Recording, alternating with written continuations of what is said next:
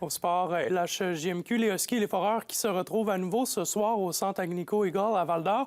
Et disons-le, Zachary, les Foreurs là, qui ont le vent dans les voiles alors que les Huskies, eux, vont tenter de prendre leur revanche.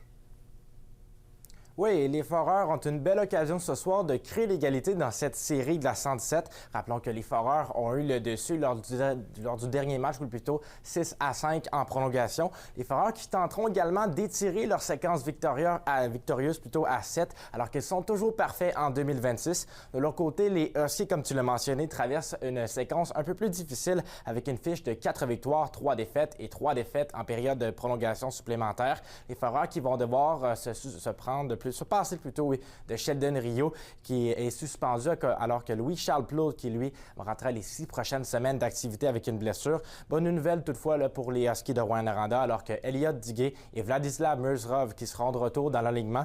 L'entraîneur-chef des Huskies, Steve Hartley, mentionne les points clés pour réussir à aller chercher ses victoires ce soir face aux Foreurs. On l'écoute.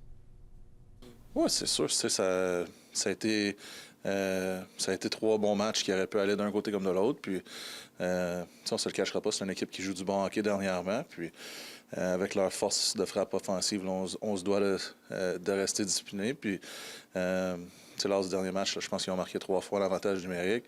C'est des choses qu'on a payé cash pour, si on veut. Là, puis, on se doit d'être discipliné pour aller chercher un gros match demain. Non, mais en fait, c'est ça, je suis vraiment content là, parce que la série est 3-2, la série la 117 est 3-2, puis on a l'opportunité justement ce soir de mettre ça à 3-3, donc on a hâte à ce soir.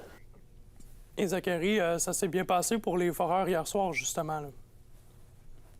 Oui, c'est une victoire de 6-3 là, du côté des Foreurs face aux Sea Dogs du Saint-Jean. C'était nez à nez, 2-2 après 40 minutes de jeu. En troisième période, les Foreurs qui ont ouvert leur score avec 3 buts consécutifs en l'espace de 5 minutes pour aller se donner un coussin et une victoire. Cette belle séquence victorieuse qui permet à Val-d'Or d'aller chercher des points match après match depuis cette séquence victorieuse pour aller chercher l'avantage des séries et s'assurer d'être confortable et d'avoir la glace en séries éliminatoires. L'entraîneur-chef Maxime Desruisseaux qui revient sur son match de hier. On l'écoute.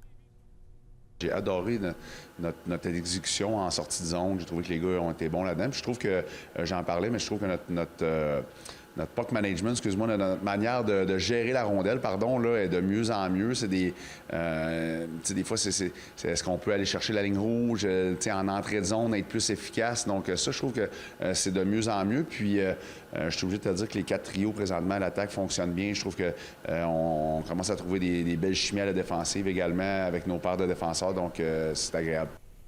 En terminant, il n'y a pas d'autres matchs cette fin de semaine pour nos équipes. Les Huskies qui prendront par la suite la route de Sudbury pour y affronter, plutôt les Wolves qui sont une formation de la Ligue de l'Ontario. Du côté des Foreurs, ils prendront la route vers Chicoutimi pour y affronter le week-end prochain. Bon match, parfait. Merci beaucoup, Zachary.